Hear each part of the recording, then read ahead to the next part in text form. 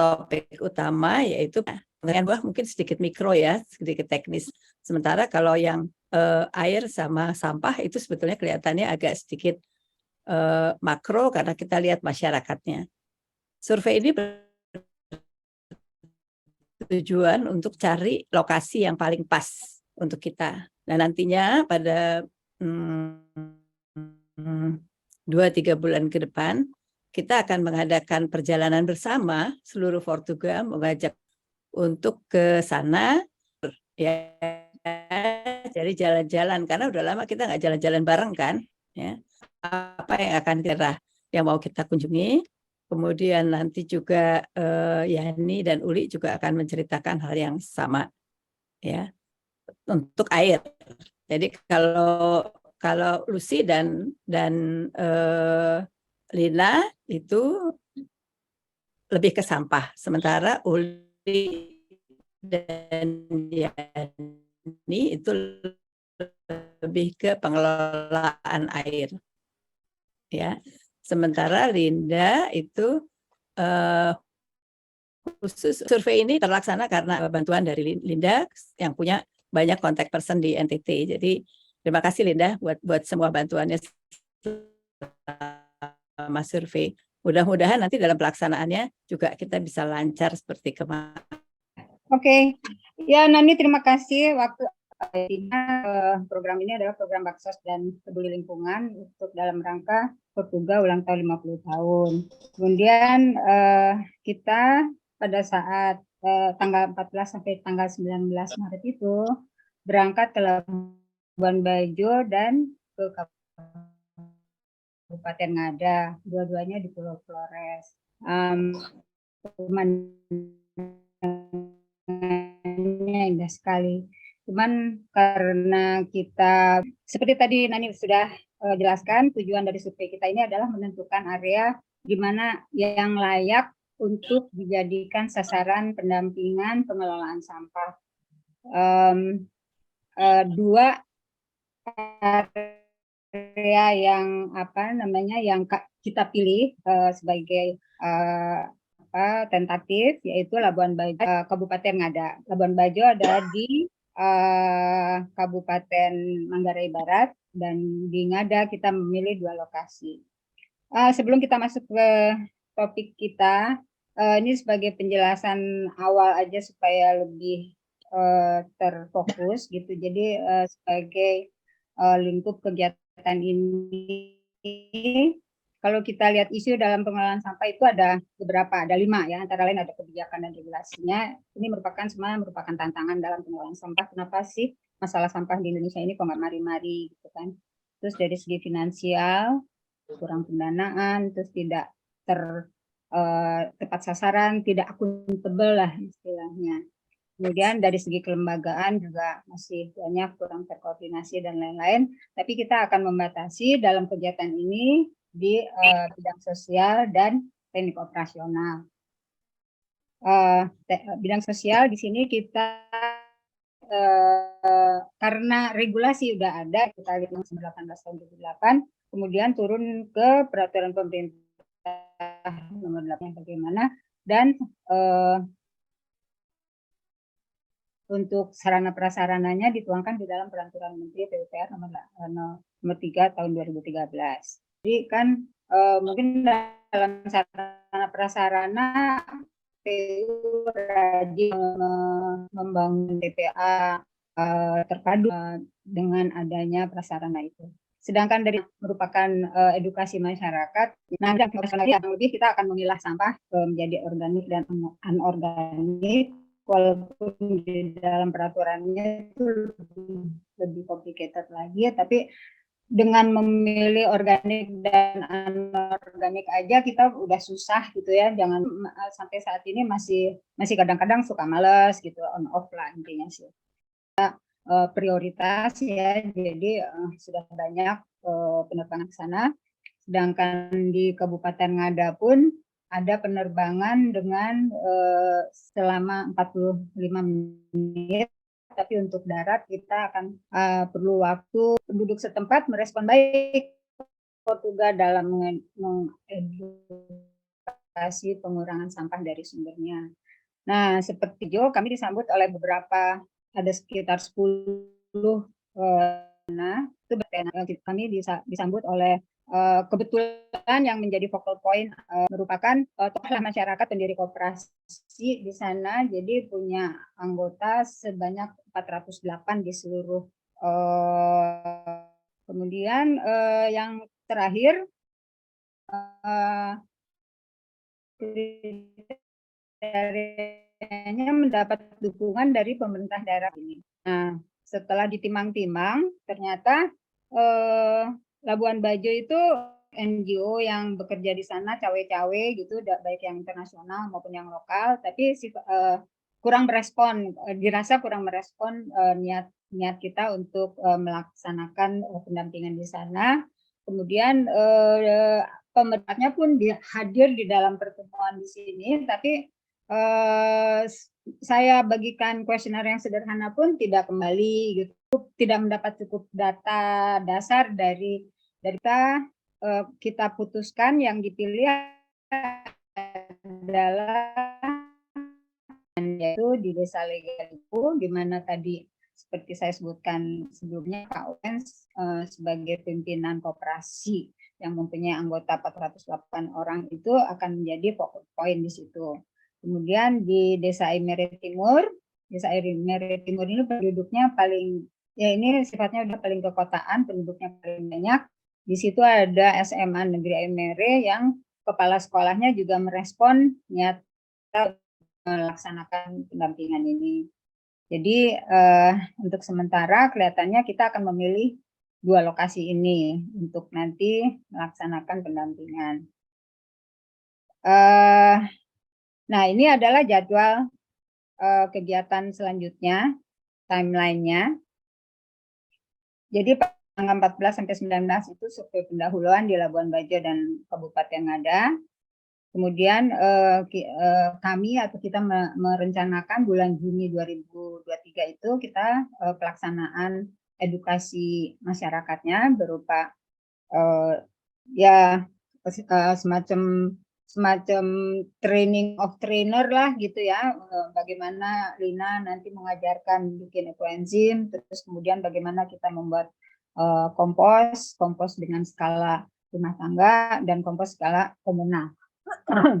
Kemudian nanti pada bulan September 2023 rencananya kita ingin melakukan monef dari hasil edukasi ini. Jadi di dalam kegiatan bulan Juni ini nanti kita mungkin akan memilih semacam kader lah gitu ya untuk dilatih, kemudian untuk juga mendampingi masyarakat setempat untuk selanjutnya. Ya itu tadi yang sudah ada 3 orang di Kecamatan Aimere itu, yaitu Pak Wens sama Pak Kris Weda, itu kepala sekolah daerah SMA Negeri 1 di Aimere, dan satu lagi Ibu Nela. Nah, kemudian diharapkan ibu dan bapak-bapak itu akan menjadi champion, local champion di lokasinya. Selain di Bajawa itu jadi Bajawa itu atau Kabupaten Ngada itu lebih dari segi dukungan pemerintah itu lebih proaktif daripada di Labuan Bajo. Jadi memberi harapan lah buat kita untuk bisa melaksanakan pendampingan di Kecamatan Bajawa itu, di mana lokasi yang akan dipilih tadi udah saya terangkan belum ya? Ini dia. Jadi nanti di Kelurahan Kisanata ini kita akan melaksanakan pendampingan. Mungkin kita juga akan sortir lagi, nanti tidak seluruh kelurahan, tergantung ketersediaan anggarannya nanti. Dan kemudian di Aimere ini di Desa Legalipu yang di pinggir pantai ini seperti ini. Jadi lokasinya benar-benar berpotensi sebagai daerah wisata, dan di Aimere Timur tadi. Jadi Kabupaten Ngada itu punya program yang disingkat menjadi Tante Nela Paris. Tante Nela Paris itu jadi unggulan-unggulan ekonominya itu dari pertanian, peternakan, nelayan, dan pariwisata. Jadi Aimere ini juga diharapkan nantinya akan menjadi destinasi wisata. Untuk itu pendampingan sampah kelihatannya ya cukup beralasan lah gitu ya. Nah, ini adalah tadi jadwalnya. September kita akan Cil, interupsi sedikit, Cil. Ya. Tadi saya kontak-kontakan sama Lita. Kelihatannya kalau Juni nggak mungkin. Jadi baru akhir Juli atau awal Agustus. Nah, itu mungkin nanti dibahas. Ya, ini supaya nggak misleading buat teman-teman yang lain, ya. Oke, siap. Oke. Ya, karena Juni itu peak season ya. Kemarin saya udah penuh banget. Jadi kalau misalkan mau ke sana, kalau mau ke sana pun untuk booking tempat itu harus di either akhir April atau awal Mei gitu deh, di tempat-tempat yang kita mauin gitu. Ya, nanti ini mungkin bisa dibahas selanjutnya. Tapi kurang lebih seperti ini jadwalnya. Terus kemudian Oktober 2023 seperti kita ketahui kita akan melakukan Portugal Back to Campus. Diharapkan di sini kita bisa mengambil mempik satu atau dua orang penggiat sampah yang bisa kita kasih penghargaan lah, apresiasi gitu kan, diundang ke Bandung untuk diberi penghargaan untuk menambah motivasi. Begitu, saya rasa demikian penjelasan singkat saya. Terima kasih ini dari teman-teman. Nih Mbak, maaf Lina nggak masuk di sini karena saya menyesuaikan dengan flyer nih, nggak ada Lina, jadi ya seperti ini adanya. Terima kasih Nani dan teman-teman, itu penjelasan dari saya. Assalamualaikum warahmatullahi wabarakatuh. Oke, baik, terima kasih Lucy. Jadi intinya di sini teman-teman punya gambaran ya, bagaimana apa yang akan dilakukan dan bagaimana bisa berkontribusi. Ini nanti yang bulan Juli atau Agustus itu ngajak teman-teman loh semua supaya bisa supaya bisa ikut baksos boleh, ikut tur boleh, ikut ngasih beasiswa ke GNOTA aja juga boleh, terkediaan waktu banyak semuanya. Oke. Linda ada tambahan, nanti aja ditanya jawab ya Lin ya. Lina nanti aja ditanya jawab ya, karena pasti ada detail yang diperlukan untuk ekoenzim ya. Oke. Ya, nanti pasannya jawab ya Lin. Sekarang kita dengan rencana pengelolaan airnya, silakan Li. Oke. Assalamualaikum warahmatullahi wabarakatuh. Assalamualaikum warahmatullahi wabarakatuh. Mohon maaf lahir batin teman-teman semua. Dan satu lagi saya juga mohon maaf lahir batin karena mungkin presentasi saya ini tidak maksimal karena harus mengkerucut menjadi 3 slide, tidak gampang, dan sebetulnya bukan karena itu juga.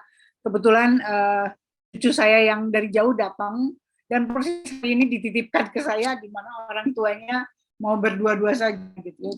Jadi cucu bule ya? Iya, si bule. Jadi mohon maaf kalau saya terutama mohon maaf ke Yani ya, tim saya. Oke. Judul yang kami berdua, saya dan Yani, sampaikan adalah penyediaan air bersih di Kampung Adat Magilewa. Apa sih Kampung Adat Magilewa itu dan kenapa kita pilih Magilewa? Ya, nanti akan disampaikan. Oke, mungkin sebelumnya ingin tahu ya, Kampung Adat Magilewa itu adanya di mana sih?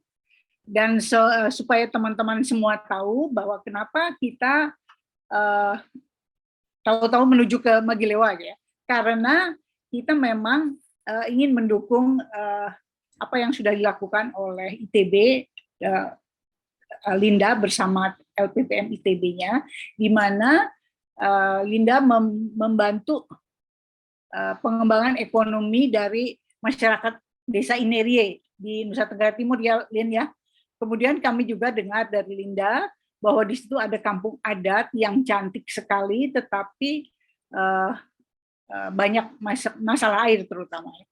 Nah, sekarang saya ingin perlihatkan karena tadi Lucy juga belum memperlihatkan adanya di mana. Nah, ini kita ada Nusa Tenggara Timur dan ini adanya di Flores ya. Ini Pulau Flores.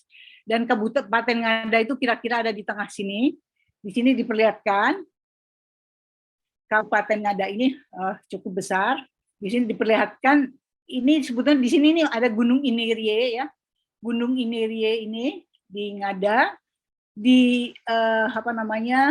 di-share oleh 4 kecamatan, yaitu ini Kecamatan Jerbu yang merah ini, Jerbu.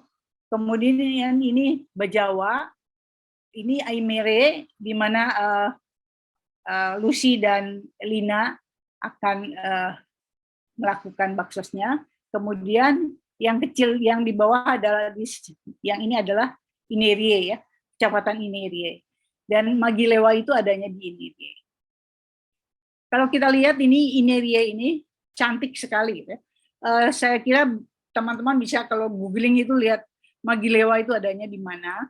Mungkin secara secara formal turisme belum terdaftar ya. Tetapi masyarakatnya sendiri, jadi artinya mereka-mereka yang berasal dari sana dan tidak tinggal lagi di sana, mereka banyak bercerita tentang kampung halamannya itu. Dan mereka ingin sekali ini menjadi cagar budaya, tapi juga menjadi objek turisme. Ini memang cantik sekali. Nah, kalau kemudian kita lihat di sini, ini tadi ya, ini Gunung Inerie, ini adalah Kecamatan Inerie, ini Jerbu, Bajawa yang di atas, yang ini Aimere. Kemarin ini boleh dibilang kita survei itu berada di sekitar Gunung Inerie ini ya. Nah, sedangkan desa Inerie itu adanya di sini. Karena kebetulan saya ini dari juga MAI gitu ya, berkiprah di MAI bersama Yani. Jadi kita juga perlihatkan, kita cari data aliran sungai. Nah, sebetulnya aliran sungainya adalah seperti itu dari Gunung Inerie itu. Jadi artinya di desa Inerie seperti ini. Nah, sementara Magilewa sendiri kira-kira ada di sini, kira-kira di ketinggian 520-an meter ya. Sementara Inerie-nya sendiri, gunungnya sendiri, di 2000 meteran, 2000,1 atau 20,2. Kemudian, tadi mengapa sih Magilewa? Tadi yang pertama adalah karena kita juga barangkali kalau kita keroyok desa Inerie itu ya, kita bantu mungkin akan terasa gitu ya. Tadi LPPM sudah membantu dengan Hinda. Kenapa kita juga tidak melakukan itu di sana? Dan kebetulan ada desa Magilewa yang punya masalah utama adalah air. Mereka itu sebetulnya subur, tanahnya itu subur, tetapi dan cantik ya. Tetapi aneh sekali, air di sana sulit sekali. Mereka itu setiap 3 hari membeli air 500 liter seharga Rp100.000. Jadi bayangkan betapa besarnya uang yang harus dikeluarkan setiap bulannya, kurang lebih 1 juta. Ini kita bisa dapatkan informasi dari mereka, bahkan apa yang disebutkan di sini adalah dari kepala desanya kepada National Geographic ketika mereka berkunjung ke sana ya. Jadi sedih sekali gitu kita. Padahal mereka itu betul-betul cuman petani penghidupan umumnya dari hutan pertanian. Jadi memang mereka itu dari pertanian seperti kemiri ya, kemirinya bagus-bagus. Kemudian ada vanili juga. Kemudian cengkeh, kelapa banyak. Tetapi tanpa pupuk, tanpa pemupukan, tanpa schedule pengairan dan segala macam nggak ada. Jadi betul-betul berdasarkan ini alam aja, jadi petani alamiah gitu ya, sehingga bisa dibayangkan juga pendapatannya ya sesuai dengan seadanya gitu. Kemudian kita juga tahu bahwa UMP di sana itu, jadi mereka yang bekerja saja UMP-nya itu cuma 2,2 juta, kurang dari 2,2 juta itu tahun 2023. Sebelumnya 1,975 masalah itu. Jadi kebayangkan 1 juta itu luar biasa besarnya buat mereka. Sehingga kita sebagai penggiat air dan terutama hidup di Jakarta, di mana sehari Kalau dihitung sebetulnya kita bisa menghabiskan 200 liter air ya per orang. Sementara mereka satu keluarga 500 liter 3 hari. Jadi terbayang sekali betapa menyedihkannya kehidupan mereka dalam masalah air ya. Karena air ini banyak kan hubungannya dengan kesehatan dan kebersihan lain-lain lah ya. Kemudian juga sebetulnya bukan cuma di sana ya, di daerah yang hilirnya pun di Ineria itu, desa Ineria itu juga susah air itu. Mereka tidak punya mata air ya, sumber mata air ataupun sumur. Terus terang kami juga tidak mengerti kenapa mereka juga tidak punya gitu. Yang ada adalah desa-desa di desa yang lain ya, karena itu mereka harus beli. Dan ternyata yang di bawah pun ada PDAM, tetapi kadang-kadang sehari itu hanya beroperasi 1 jam gitu. Jadi dibatasi sekali. Kemudian selain itu kenapa Magilewa adalah tadi itu bahwa budaya aslinya masih sangat kental ya, masih sangat kental. Potensial sekali untuk jadi objek turisme ya. Tetapi juga diharapkan budaya tersebut tetap terjaga. Rumah-rumah di apa namanya di kampung adat yang lain, rumah itu sudah ada yang berubah menjadi tembok atau atapnya seng. Kalau ini betul-betul dari kayu, bambu dan apa namanya alang-alang ya. Jadi atapnya itu alang-alang. Kemudian apa yang akan program yang akan kita lakukan di sana adalah pemanfaatan air hujan. Sebetulnya mereka sekarang sudah menampung air hujan. Yang ditampung, sayang saya tidak sempat nih memasukkan ke sini apa namanya foto dari ember-ember yang dijejer di sepanjang apa namanya di bawah atapnya, dan kita bisa lihat airnya itu warna coklat di Magilewa itu. Karena mungkin jatuh ke alang-alang tersebut, terus jatuh ke bawah sehingga mereka tidak berani memakai itu untuk memasak dan mandi pun nggak berani ya, sehingga mereka harus beli. Nah itu kemarin ketika kami ke sana kita ukur TDS-nya cukup bagus karena memang air hujan ya, artinya tidak sampai di atas 50. Tetapi pH-nya 5,2. Jadi kalau yang itu 5,2 artinya yang lewat apa namanya atap alang-alang. Tetapi ada juga kebetulan di situ kelihatannya di luar ya, tapi di luar desa itu ada orang yang membuat solar panel. Ada rumah dari seng solar panel. Nah itu ada juga yang menampung air hujan di situ. Air hujan dari solar panel tersebut atau dari rumah seng tersebut bagus sekali ya. Ternyata pH-nya juga 6,2.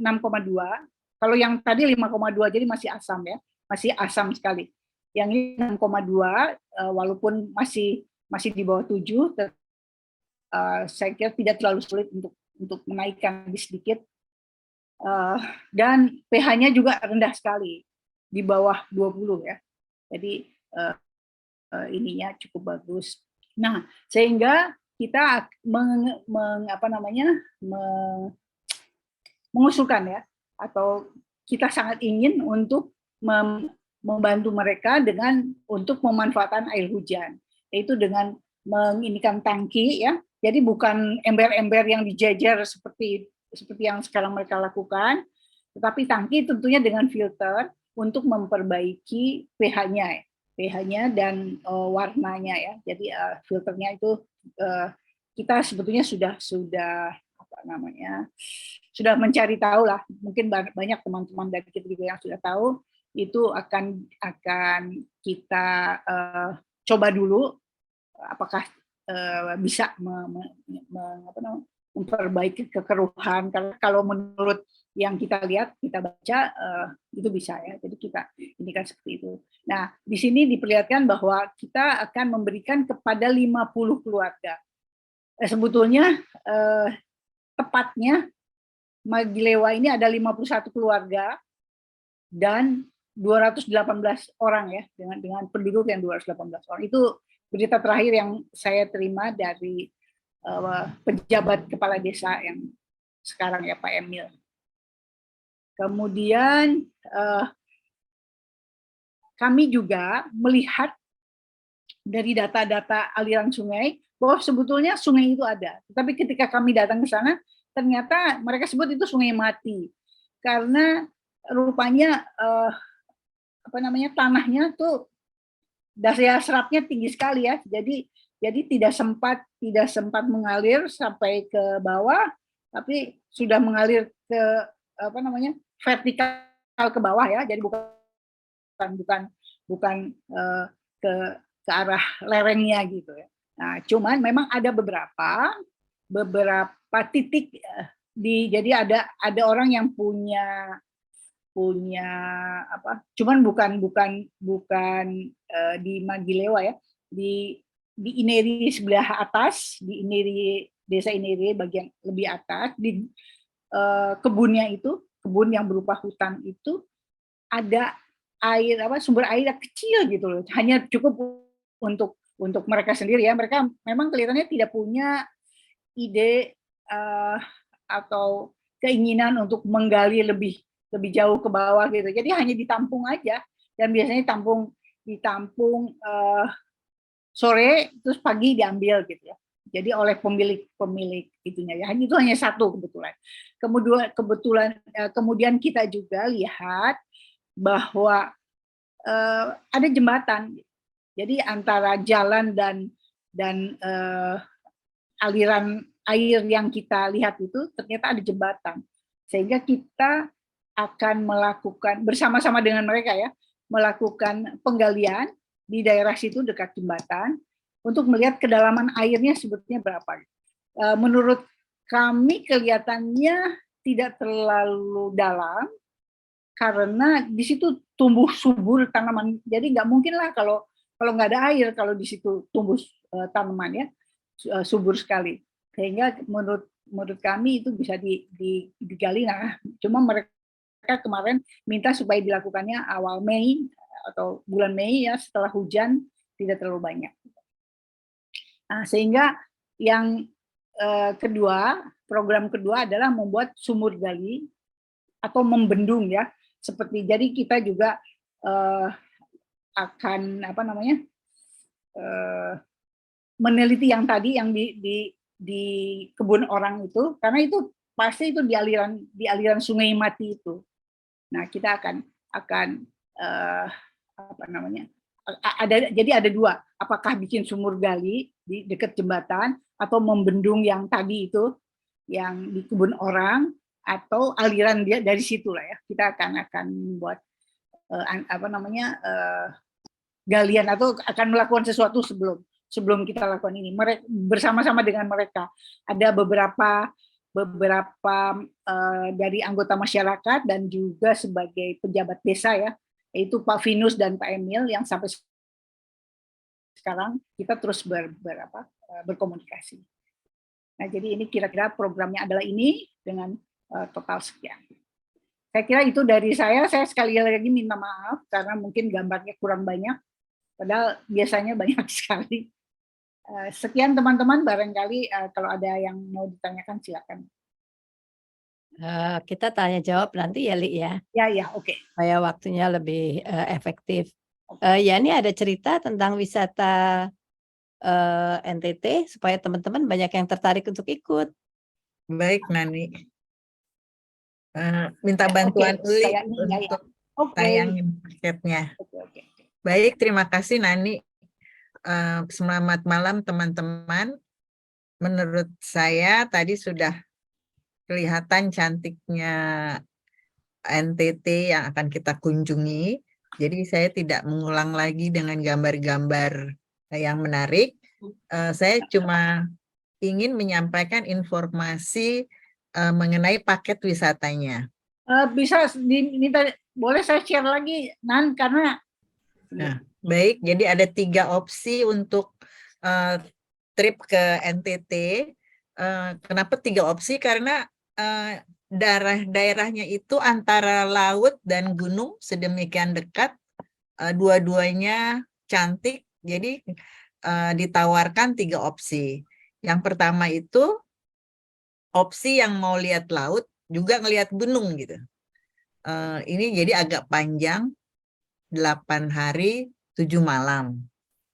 Nah, untuk singkatnya, ini mungkin terlalu detail.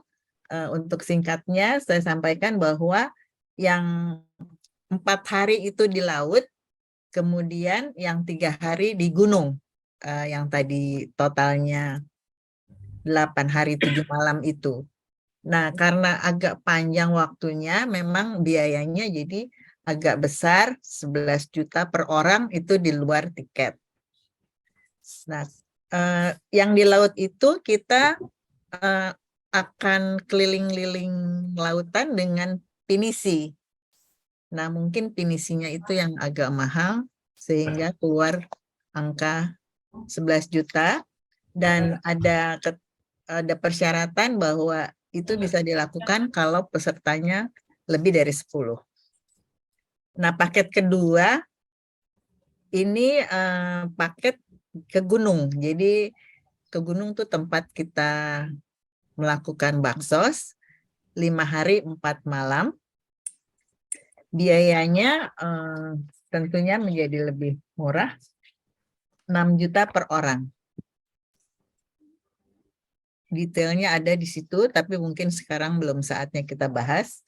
Nanti juga harganya akan ada pendetailan lebih lanjut sehingga mungkin bisa ditekan di beberapa hal. Yang paket ketiga itu paket laut. Paket laut sebagian besar waktu ada di pinisi. Diupayakan tidak usah menginap di Labuan Bajo sehingga bisa lebih irit lagi. Itu 1 orang 5 juta.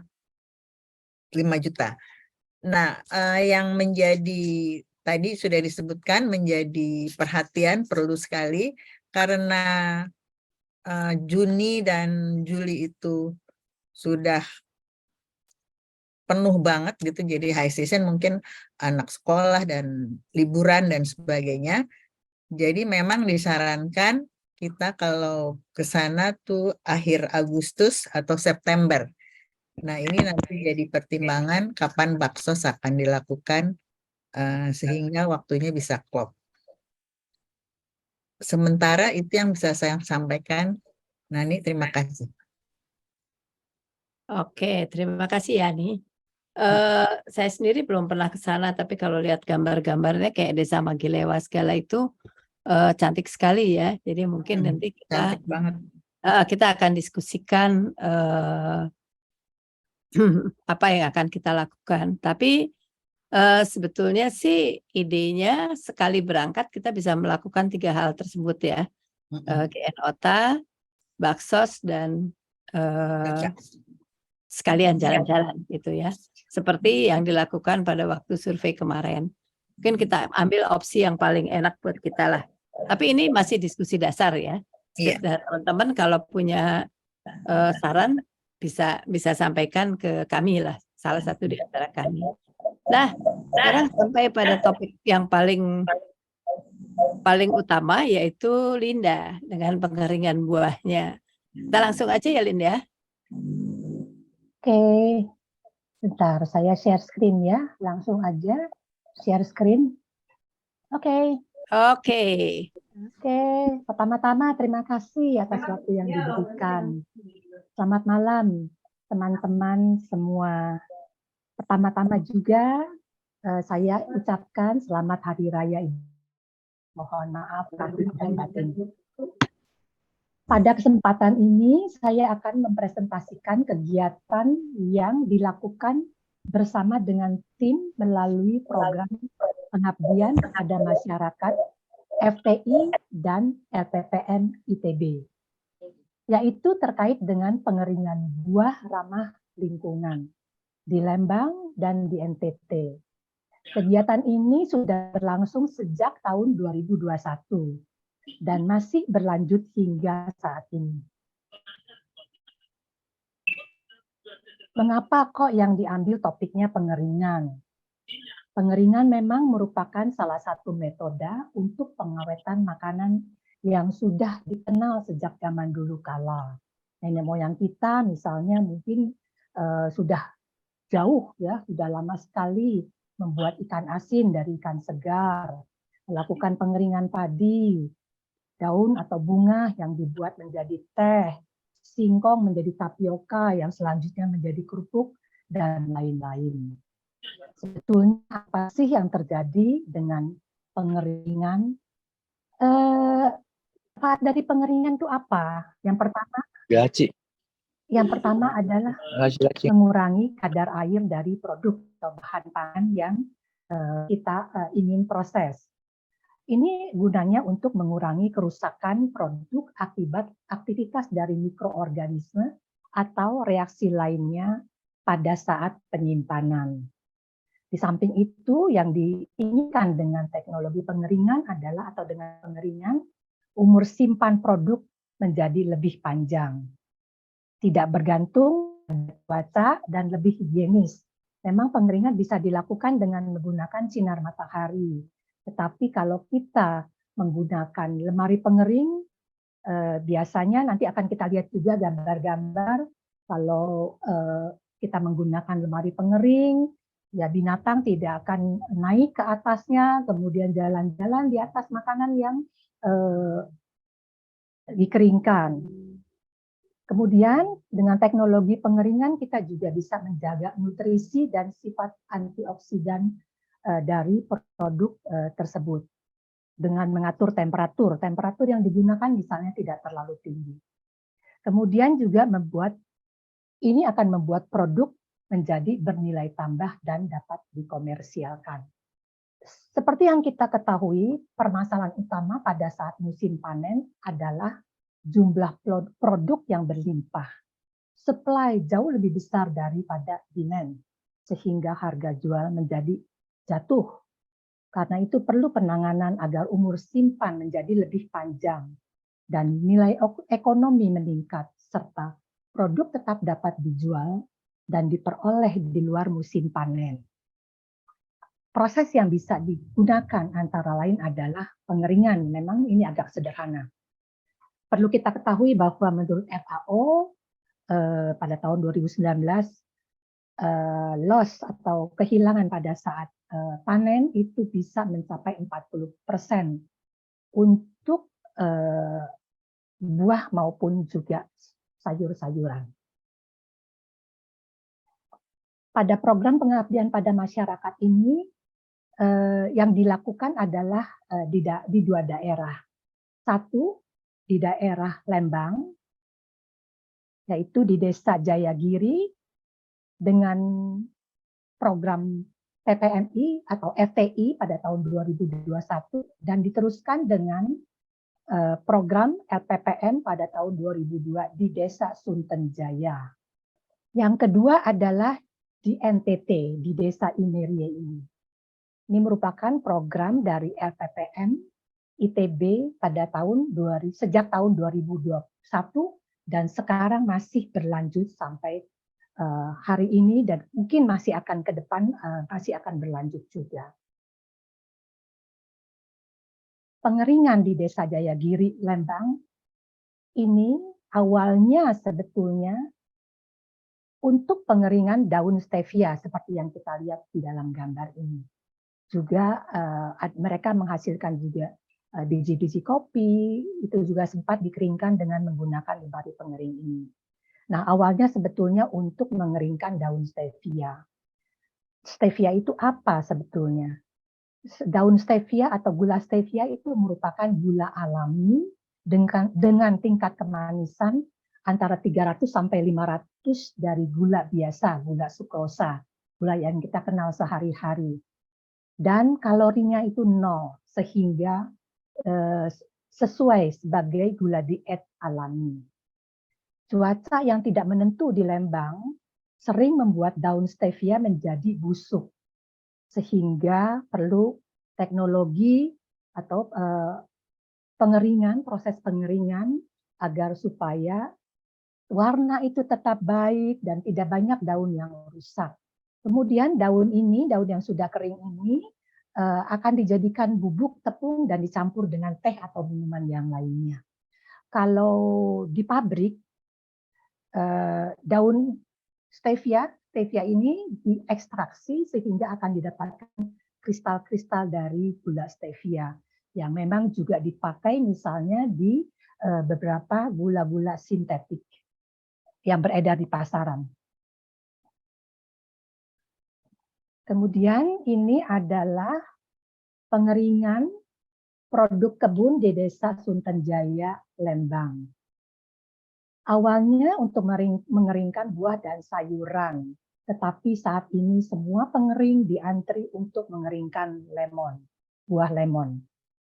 Barangkali kita masih ingat tahun lalu diberitakan di media-media bahwa petani lemon di Lembang menjerit karena harga lemon yang sangat terpuruk, sehingga petani prefer tidak memanen buahnya atau malah ditebang pohonnya karena putus asa. Saat ini pasar buah lemon kering cukup terbuka. Tadinya hanya dipasarkan di sekitar Lembang, di kafe-kafe, di restoran, atau di Bandung, tetapi saat ini sudah merambah ke Jakarta. Dan bahkan beberapa petani sudah bisa mempunyai sertifikat PIRT. Di sini pengeringan untuk buah lemon itu dibutuhkan waktu sekitar 8 jam per batch. Dari 90 kg buah lemon akan dihasilkan sekitar 90 kg lemon kering.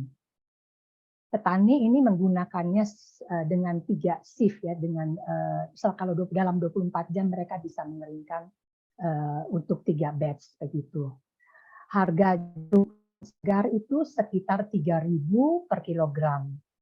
Sementara yang sudah kering itu bisa mencapai 25.000 per 50 gram atau 50.000 per ons. Bahkan buah lemon yang sudah dalam bentuk bubuk itu bisa mencapai 300.000 per kilogram. Kedua lemari pengering yang di Lembang itu semuanya bertenaga gas LPG. Pada gambar ini merupakan lemari pengering yang ada di Desa Suntenjaya, jadi generasi kedua. Sedikit lebih advance daripada yang ada di Desa Jayagiri. LPG di sini, gas LPG digunakan untuk memanaskan udara yang dipanaskan dari luar, kemudian dialirkan ke dalam, kemudian di-recycle dengan sudut-sudut tertentu. Pengeringan itu diharapkan bisa merata di setiap tray yang ada di sini. Lemari pengering ini dibangun bermitra dengan PT Aimtop Nuansa Kimia yang direktur utamanya adalah alumni TK. Gas pada kedua pengering akan disubstitusi dengan biogas. Itu merupakan program Pengmas pada tahun 2023 ini. Dan ini pun juga pada tahun 2023 ini kami bermitra dengan PT Aimtop Nuansa Kimia kembali untuk membangun unit-unit biogas yang akan digunakan untuk lemari. Kenapa kok kita menggunakan biogas? Barangkali kembali lagi kita baca di media massa beberapa waktu yang lalu disebutkan bahwa di Lembang itu terjadi banjir. Banjirnya bukan banjir air, tapi banjir kotoran sapi yang sampai masuk ke dalam rumah.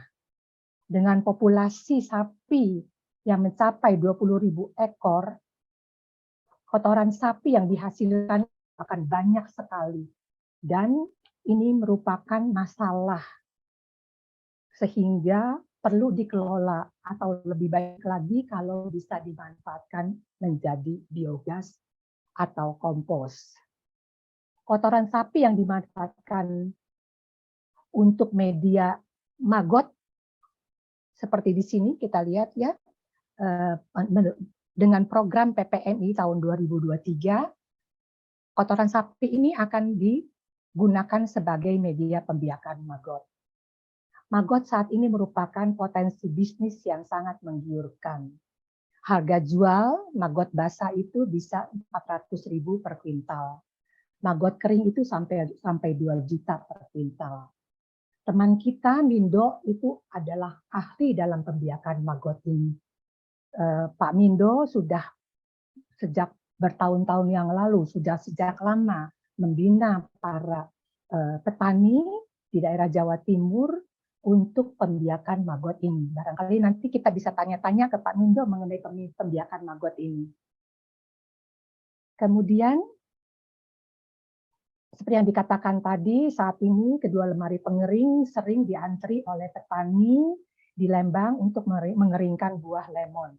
Di gambar ini adalah pelatihan pengeringan buah lemon untuk ibu-ibu PKK dari desa tetangga yang juga ingin ikut mengeringkan buah lemonnya. Menurut info dari para petani, sekarang tidak terjadi lagi penebangan pohon lemon seperti yang terjadi pada tahun yang lalu.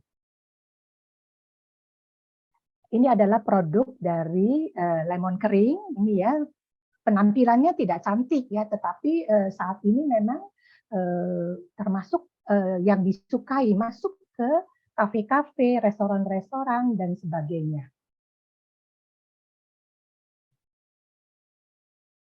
Kemudian, yang di belakang ini adalah stevia. Stevia kering yang sudah dihancurkan, sudah jadikan tepung, dan ini memang juga sering dicampurkan ke dalam minuman kopi dan teh atau yang lainnya. Sekarang kita beranjak ke NTT. Berdasar data statistik, cukup banyak buah yang dihasilkan di Kabupaten Ngada, di mana Desa Inerie tercakup di dalamnya. Mangga, pisang, pepaya termasuk yang mendominasi. Tapi di Desa Inerie selain mangga dan pisang terdapat pula nanas yang menjadi perhatian. Kita lihat di sini buah-buah di NTT sangat istimewa. Selain sangat manis, mungkin juga karena cuacanya yang panas dan kering, juga sering ukurannya ekstra besar. Buah papaya ini misalnya. Kemudian mangga yang di sini. Mangga ini ada yang kalau ditimbang itu beratnya, satu buah mangga itu lebih besar dari 1 kilo. Tapi memang tidak semuanya, tergantung dari jenisnya. Yang lainnya, pisang. Pisang adalah buah yang ada sepanjang tahun di Kabupaten Ngada, termasuk juga di Inerie. Mereka mengirimkan buah-buahnya, terutama pisang dan mangga, sampai ke Labuan Bajo atau bahkan ke Bali. Sayang sekali, saat ini pisang menjadi sangat langka karena penyakit darah yang telah melanda banyak desa di NTT, termasuk juga desa Inerie dan sekitarnya. Bali dan Sumba telah lebih dulu terkena wabah ini. Teman-teman dari biologi mungkin tahu bagaimana ganasnya penyakit darah ini. Dan penyakit darah ini sangat ditakuti oleh para petani. Karena begitu menyerang satu desa dalam waktu sekejap itu bisa habis pohonnya. Seperti yang kita lihat di sini, pisang yang besar seperti ini roboh dan kemudian membusuk, buah di dalamnya tidak bisa dimakan lagi. Dan 1 tahun harusnya penanganan 1 tahun tanah itu dibiarkan tidak ditanami atau ditanami dengan tanaman lain agar supaya bakteri-bakteri yang menyebabkan penyakit darah ini hilang. Tapi memang mereka agak keberatan ya kalau harus membabat semua pohon pisangnya, kemudian ya mata pencahariannya bagaimana begitu, karena mata pencaharian utama dari mereka adalah produk pisang atau produk-produk kebun lainnya. Kemudian sekarang Desa Inerie, di manakah itu? Tadi memang sudah sempat dipaparkan oleh Lucy, kemudian Uli dan juga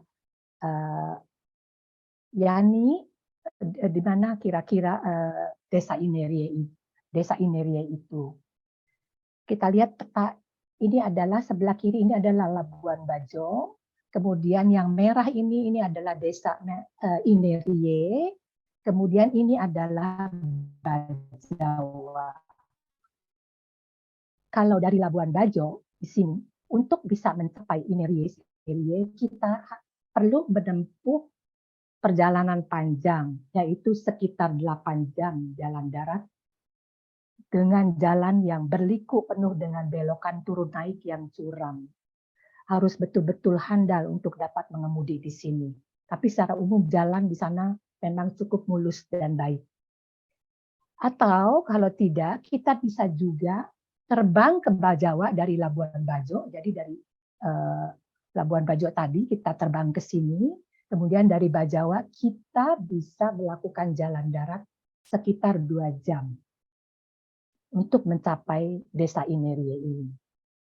Kemudian pertanyaannya, kenapa kok saya dan tim bisa tiba sampai ke desa yang sangat jauh ini? Ini karena mitra usaha kami, yaitu Bulita, co-founder dari New Eden Moringa, yang mempunyai base di Labuan Bajo, telah mempunyai petani binaan di desa Inerie untuk mengeringkan daun kelor atau moringa. Memang LPPN ITB mensyaratkan program pengabdian kepada masyarakat ini harus mempunyai mitra usaha agar supaya produk yang dihasilkan itu dapat masuk ke pasar. Pada saat pertama kali memang ada pertimbangan apakah pengeringan akan dilakukan di Labuan Bajo atau di desa Inerie. Tapi karena adanya kendala transport buah segar dari desa Inerie ke Labuan Bajo, kemudian juga adanya kendala air di Labuan Bajo, akhirnya diputuskan untuk melaksanakan pengeringan di desa Inerie ini. Tim kemudian melakukan survei ke desa Inerie pada tahun yang lalu, pada Juli tahun yang lalu. Juli tahun yang lalu ini. Bentar. Ini salah satu lokasi yang ditinjau, ada halaman yang luas yang barangkali bisa dipasang greenhouse di situ. Kemudian yang lainnya, lokasi yang berikutnya adalah lokasi lainnya adalah di rumah Ibu Inel. Bu Inel adalah ketua kelompok tani Wongawali.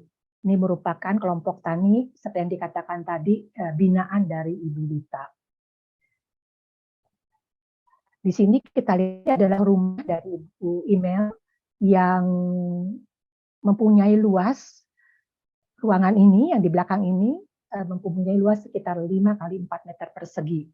Sehingga memang potensial untuk penempatan lemari pengering, pengeringan buah yang akan dilakukan di Inerie. Kemudian, berdasarkan data yang diperoleh dari hasil survei, kami membuat desain lemari pengering yang disesuaikan dengan kondisi setempat. Yaitu, yang pertama, BBM sulit.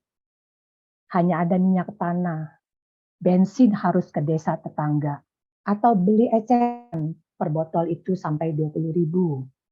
Gas tidak ada, energi listrik ada, walau sering padam. Energi matahari berlimpah, karena itu dibuat lemari pengering berenergi listrik. Sehingga pada saat itu tim kemudian memasang listrik dari PLN khusus untuk lemari pengering ini sebesar 1.300 watt, tetapi ternyata kurang dan saat ini sudah ditingkatkan menjadi 2.200 watt. Karena listrik sering padam dan matahari berlimpah, maka akan dipasang panel surya yang kemudian menjadi program pengabdian pada masyarakat dari LPPN ITB untuk tahun 2023 ini. Dengan mitra dari Portuga. Ya, jadi untuk pengadaan lemari panel surya ini tim LPPM ITB bermitra dengan Portuga. Setelah selesai didesain dan dibuat, lemari pengering kemudian dikirim ke Desa Inerie. Ternyata pengiriman dengan kurir biasa seperti JNE memakan waktu sekitar 4 minggu.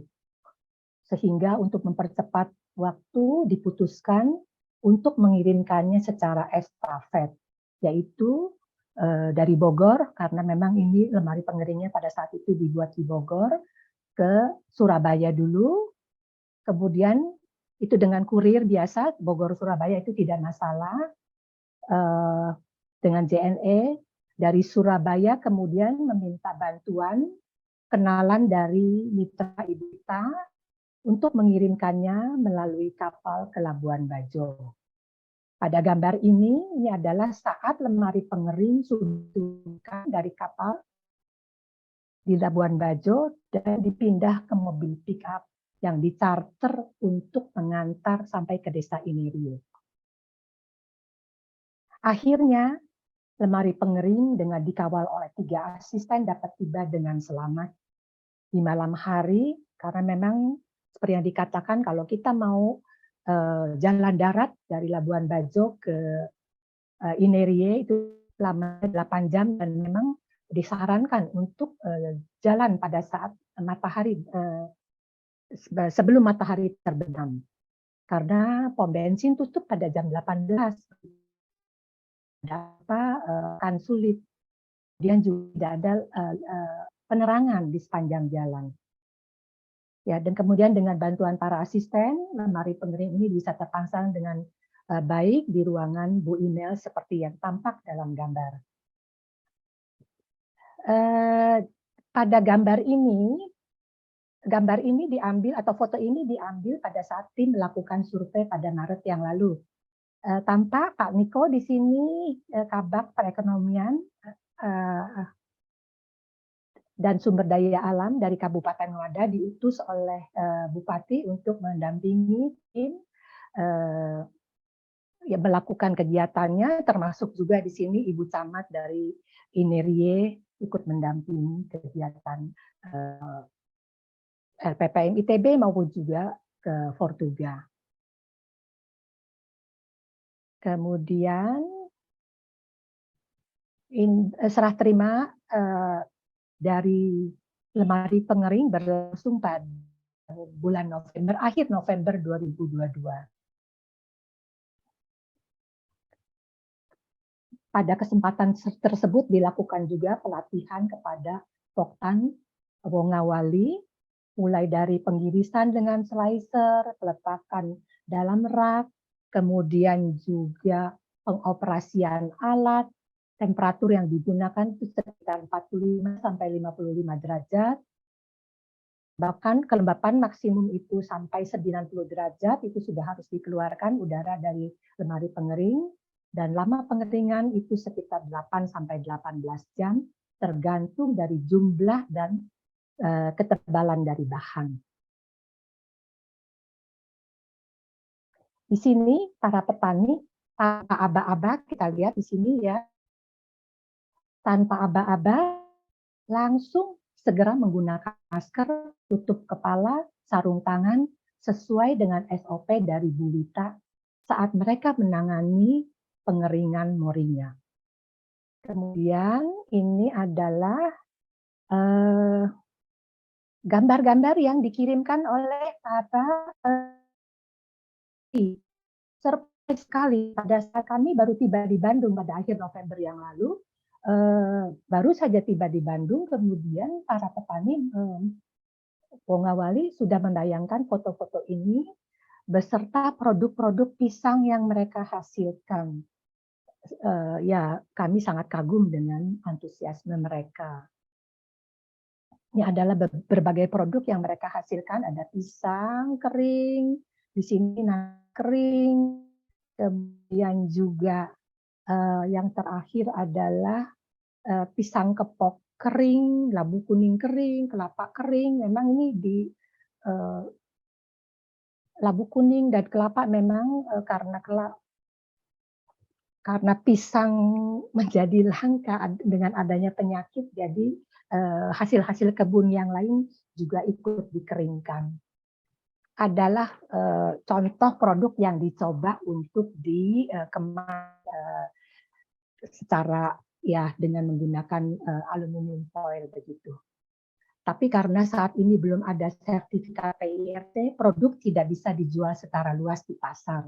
Karena itu program juga diarahkan untuk mengurus izin-izin yang diperlukan, termasuk juga sertifikat PIRT. Buah kering saat ini semakin populer karena merupakan cemilan sehat dibanding dengan berbagai produk dari tepung-tepungan atau hasil penggorengan. Kelanjutan dari program ini pada tahun 2023 ini di Lembang, seperti yang sudah diuraikan tadi, gas LPG akan diganti dengan biogas dari kotoran sapi, dan kotoran sapi akan dimanfaatkan untuk pembiakan maggot yang mempunyai nilai jual yang sangat menarik. Ini merupakan program dari tahun 2023 ini. Di NTT, tim ITB itu turun dengan 4 topik. Memang banyak ya topiknya, ada panel surya yang tadi yang pertama, kemudian juga pengolahan kelapa untuk menjadi produk yang bernilai tambah, kemudian cold storage untuk ikan tangkapan dari para nelayan yang sering busuk karena jangka waktu yang panjang dari pengambilan ikan sampai ke pasar, kemudian juga pengolahan sampah untuk menjadi produk-produk yang kalau mungkin untuk produk yang bernilai jual. Mengapa kok ada banyak topik di sini? LPPM ITB memang mempunyai policy untuk mengattack satu desa yang potensial sekaligus dengan beberapa program agar kemajuannya terlihat nyata. Kemudian juga di sini selain tim ITB, tim dari Portugal masuk ikut juga di dalam survei yang lalu seperti yang sudah disampaikan oleh Bu Lucina, Bu Yani, dan Bu Uli, sorry jadi pakai Bu ya.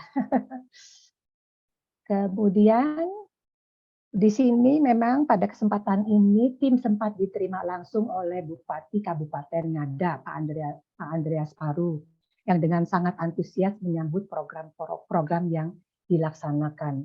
Pak Bupati mengirimkan stafnya untuk mendampingi kegiatan LPPM ITB di Desa Inerie dan kegiatan Portuga di Desa Aimere maupun juga tim air ke Desa Adat Magilewa. Mengapa baksos atau pengemas lanjutan ini dilakukan di Desa Inerie? Tadi sudah disebutkan juga ada policy dari ITB, kemudian juga yang tidak kalah penting adalah aspek sosial budaya yang memegang peranan penting dalam keberlanjutan program. Selain teknologi dan keterampilan, memang aspek sosial budaya di sini memang sangat penting. Dengan program yang ada, Bupati beserta jajarannya, kemudian juga para staf yang ada, kemudian juga mitra yang sudah ada itu ikut mendukung. Dan memang tidak kalah penting adalah masyarakat yang juga perlu kooperatif agar supaya apa yang dilaksanakan itu dapat membawa hasil dan berkelanjutan. Ya, jadi jangan sampai pada saat ditinggal kemudian mangkrak begitu. Itu sayang sekali dan memang hal itu sering sekali terjadi. Kemudian ini adalah gambar tim air, yaitu Yani dan Uli survei lokasi dengan diantar oleh Bu Camat dan Mitra Buli menggunakan mobil dari Bu Camat. Kemudian juga di sini tim sampah Ucil dan Lina melakukan pemaparan mengenai penanganan sampah ke salah satu acara di Aimere. Kemudian juga dalam baksos ini, tim Fortuga menghibahkan 8 sleeping bag ke desa adat Magilewa. Dengan harapan bahwa ini dapat digunakan oleh penduduk untuk memfasilitasi para turis yang akan menginap di sana. Diharapkan seperti yang disebutkan tadi oleh Uli maupun juga Yani, diharapkan karena cantiknya kampung adat Magilewa ini, maka kampung adat ini bisa berkembang menjadi target wisata yang memang juga tetap terjaga ekologisnya atau sosial budayanya. Ini foto yang lain, beberapa kegiatan di Magilewa maupun juga ini di Hot Spring, dekat di luar Hot Spring di Bajawa. Ya, sementara sekian dulu. Terima kasih. Semoga apa yang dilakukan dapat bermanfaat bagi masyarakat dan sesuai dengan target, mudah-mudahan bisa meningkatkan kesejahteraan dari masyarakat yang membutuhkan. Barangkali sekian dulu dari saya. Terima kasih. Terima kasih Linda. Oke, terima kasih Aam. Oke, kita buka forum tanya jawab. Kayaknya Titin udah dari tadi resign. Silakan sengaja Tin, kali. langsung aja ditanyain dan teman-teman yang berlima silakan menjawab siapa yang relevan ya. Terima kasih. Iya, terima kasih Nani. Bagus sekali tuh para pembicaranya dengan lain-lain fokus ya. Jadi seperti tadi, kalau saya mungkin agak lebih memfokuskan pada yang tadi air dan sampah. Kalau saya lihat, air itu sepertinya lebih pada pemahaman saya ya, pada proyek ya. Sedangkan sampah, kita tidak hanya sekedar proyek, tapi menuju program dan lanjutannya yang paling penting menjadi satu gerakan masyarakat. Jadi dari proyek ke program ke gerakan masyarakat. Dan tapi ini menurut saya untuk menjadi gerakan masyarakat memang harus melalui dua tahapan tadi. Ya. Nah, pengalaman ini jadi termasuk seperti pemberdayaan masyarakat kan. Jadi ujung-ujungnya kalau sudah berhasil adalah gerakan masyarakat, terciptanya gerakan masyarakat. Kemudian menurut pengalaman saya tahun-tahun awal 2010-an itu, kalau untuk menjadi merubah pada program pun 1 tahun kita terus di sana agak riskan. Malah kalau saya sih sudah bercita-cita kalau kita menjadi program minimal 14 bulan. Kenapa? Karena apapun kita perlu ada sumber-sumber pendanaan ya. Pertama biasanya dana swadaya masyarakat, dana hibah dan dana lain-lain. Nah, ini memang jalan salah satu motornya harus masuk ke APBD desa atau RPJM desa. Nah, itulah perlunya makanya lebih dari 12 bulan. Nah, jadi kalau saya lihat bagaimana cara kita supaya cita-cita kita sampah dan sampah ini kalau Oktober hanya berapa kali kita ke sana mungkin agak riskan, tetapi kita juga bisa ya bagaimana cara kita menggandeng, kita mencari champion di sana. Championnya siapa? Biasanya champion itu kita mungkin atau INGO, tetapi kalau INGO itu biasanya juga terbatas. Jadi barangkali kadang-kadang lebih berhasil kita gandeng yang untuk champion itu ya selain masyarakat sendiri, NGO atau juga ada satu aparat pemerintah yang sangat concern. Jadi barangkali sebaiknya pada mulai dari sekarang, pada saat kita hanya 3 kali ke sana, kita udah mulai memilih championnya siapa. Kemudian kita udah harus membuat rencana bagaimana exit strategi kita pada saat kita mungkin sudah tidak ke sana lagi. Ya, salah satunya dengan champion, kemudian dengan pendanaan supaya kita masuk ke RPJM desa seperti itu. Jadi maksud saya bagaimana program kita yang cuma 3 bulan itu, kita mungkin perlu perhatikan dari sekarang supaya itu berhasil menjadi suatu gerakan masyarakat, tidak hanya satu proyek yang hit and run, nggak hanya satu program yang 12 bulan, tapi menjadi gerakan. Itu aja, apakah kita setelah Oktober masih ada lagi atau tidak, itu aja yang mungkin hanya saya hanya untuk pertanyaan saya atau yang harus kita perlu pikirkan dari sekarang. Itu aja, terima kasih. Oke, silakan dijawab dulu kali Cil ya. Bisa singkat. Ya, Titin, terima kasih Tin. Ya, memang itu yang saya concern juga, mengingat ini kan sebenarnya semacam kegiatan ad hoc gitu ya. Jadi emang seperti tadi kalau dilihat dari jadwal kegiatannya, yang kita harus pikirkan adalah selanjutnya dari Oktober ke sana ke November ke sana untuk mencari anggaran tadi. Jadi terima kasih banget masukannya. Mungkin kita bisa, kalau Ibu Titin ikutan, wah saya lebih senang gitu. Jadi, saya juga di sini tadi kan Nani pesan ngajakin teman-teman untuk bergabung ya. Kalau misalkan Titin bisa ikutan, senang sekali gitu. Jadi kita bisa mencari sama-sama mencari sumber dana, apakah itu dari CSR, apakah dari mengalokasikan dalam APBD atau dari sumber-sumber lain. Dari CSR ada beberapa sumber potensial, tapi ternyata kalau untuk perusahaan-perusahaan tertentu itu mereka condong memberikan CSR di kawasan-kawasan di mana mereka beroperasi. Jadi sampai saat ini sih saya belum bisa nemu ya untuk sumber-sumber dari CSR. Mungkin untuk sponsor dari perusahaan-perusahaan besar seperti contohnya kayak Le Mineral itu mereka udah bikin semacam gerakan di Labuan Bajo.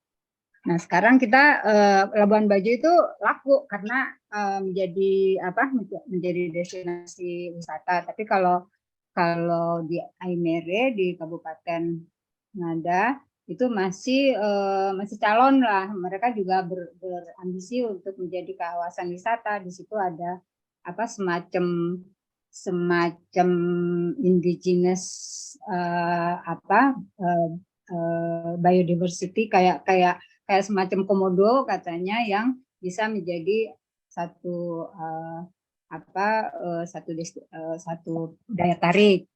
Nah, ya terus terang itu belum sampai ke situ kita pikirannya untuk mencari untuk program keberlanjutannya. Sementara kami sekarang ini masih memikirkan bagaimana mekanisme pelaksanaannya. Jadi begitu, Tin. Iya. Ya, tapi sorry saya potong. Tapi memang maksud saya walaupun kita dari sekarang udah perlu mikirin itu gitu loh. Bahwa proyek kita akan berlanjut menjadi program dan akan ujung-ujungnya menjadi gerakan itu. Betul, karena kalau kita mikirnya sepotong-sepotong nanti pas kita udah nggak ke sana sayang. Jadi kita udah punya roadmap-nya deh dari sekarang. Kita desain roadmap-nya, terus cari championnya siapa. Nah itu paling penting exit strateginya gimana sehingga kalau kita kan pasti terbatas. Jadi kita udah punya yang itu kita sosialisasikan ke orang yang kita anggap orang atau lembaga yang kita anggap menjadi satu champion gitu. Betul, terima kasih. Teten gabung sama grup kita aja itu ya. Iya, mudah-mudahan. Makin banyak yang mikir kan makin lengkap jadinya, makin komprehensif. Kalau untuk local champion mungkin udah ada calon-calonnya, tapi untuk sumber anggaran itu emang kita belum sampai di situ gitu. Apalagi pengalaman kegiatan di 5 tahun yang lalu Fortuga 45 itu benar-benar kita juga rada kepentok gitu. Jadi ya mungkin nanti Nani juga bisa sharing itu soal keberlanjutan itu. Gitu, Tin. Iya, Titin cukup jawabannya atau masih butuh dari ya teman enggak, lain? nanti itu aja Mungkin kita hal yang pikirin sama sama-sama. terjadi, hal yang sama juga buat air ya. Ya Kita betul. pikirin keberlanjutannya Ya. ya Uli sama Yani. Karena kalau air kan yang saya lihat sekarang nih lebih pada proyeknya dulu membuat satu, tapi nanti juga mungkin hampir sama siapa yang akan mengelola airnya, siapa ya, bagaimana, apakah masyarakat minta kontribusi, itu juga kan perlu kita pikirkan. Tapi mungkin kelihatannya target pertama kalau dari presentasi Uli, air itu juga lebih pada proyek membuat yang tadi nilainya 150 juta ya, mengolah sumber air. Kasih infrastruktur lah, kasih Ya, infrastrukturnya lebih. Ya, terima kasih itu Oke. aja. Tapi Makasih. boleh Nan sedikit untuk air. Monggo. Jadi Tin, untuk Ya. air itu ada 2 kegiatan kan. Yang satu itu pemanfaatan air hujan. Oke. Jadi mereka itu merasa bahwa air hujan itu jahat sekarang itu ya. Karena kalau misalnya orang kena hujan terus jadi sakit gitu. Jadi mereka merasa bahwa air hujan itu nggak ada gunanya gitu. Nah, untuk itu kita harus merubah pemikiran mereka. Jadi maunya air hujan itu dimanfaatkan menjadi salah satu sumber air bersih. Nah, kemudian yang kedua, ternyata mereka itu memanfaatkan mata air sama ini tambahan dari PAM yang tadi disebutkan Uli. Nah, kita ingin mereka tuh melihat potensi yang tadi airnya digali gitu ya, menggali jadi nggak cuma sumber mata air gitu. Nah, diharapkan jadi waktu kita survei itu Bu Camatnya kan ikut. Jadi kita pendekatannya kan per desa gitu ya, per desa atau dia tuh ada desa ada kampung gitu. Jadi maunya kalau itu berhasil itu jadi prototype atau bukan prototype apa ya maksudnya ya, model gitu. Nanti diterapkan di desa lain gitu. Karena sekarang ini kalau mereka ngambil air itu butuh waktu 2 jam gitu, harus turun ke bawah. Ya, Jadi memang kesian sekali sehingga mereka cenderung pindah dari gunung ke arah pantai. Jadi yang gunung-gunung itu mereka tinggalin gitu karena susah banget airnya. Jadi di sini juga ada, maksud saya di sini ada juga program edukasinya gitu. Ya. Makasih. Oke, makasih. Oke, makasih ya. Oke, pertanyaan selanjutnya dari Sony, silakan Son. Iya, saya nanya banyak nih, boleh nggak? Nggak boleh, dikit-dikit aja. Biar yang lain ada bagiannya. Iya, sekalian mewakili yang lain pertanyaannya. Pertama, pertanyaan saya ke Linda. Itu pengeringannya udah ada di sana kan, udah ada di NTT ya? Iya, betul. Ya, kalau di Lembang kan dia pakai LPG disubstitusi sama biogas. Betul. Kalau di NTT kan pakai listrik, caranya mau disubstitusi sama solar panel kan? Iya, hibrid kelihatannya dengan listrik dan itu rencananya kan kita nanti kita kan ada tim baksos yang rutin nih yang ke tiap ada bencana itu kan ada 2 mobil pemadam.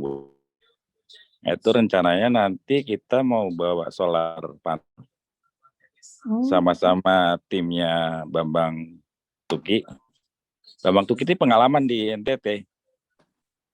Keliling semua, dia udah jalan darat hampir di semua wilayah NTT. Ada di sini Bambang Tuki. Ya Bang. Iya, tadi saya lupa menyebutkan ada foto dari putrinya Pak Bambang Tuki. Ya, Pak Bambang Tuki itu putrinya Sanas. Shana. Itu. Ya, Shana. Ya, Shana itu direktur daripada kawasan wisata Labuan Bajo. Betul. Nah, jadi buat yang program wisata mungkin dapat masukan atau minta diskon lah dari putrinya Bambang Tuki nih. Bambang Tuki juga nanti kan tim baksos kita khusus. Itu rencananya tadinya mau bawa solar cell supaya langsung dari Jakarta atau dari Bogor sampai ke Labuan Bajo.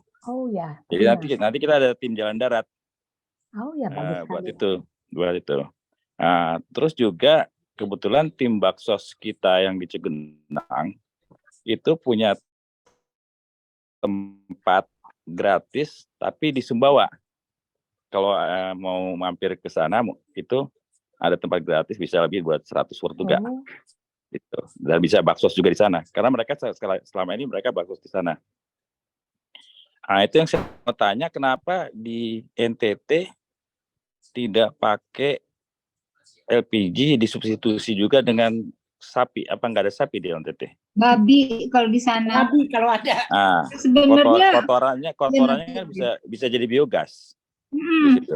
kalau di Ngada itu udah mulai dibikin Iya.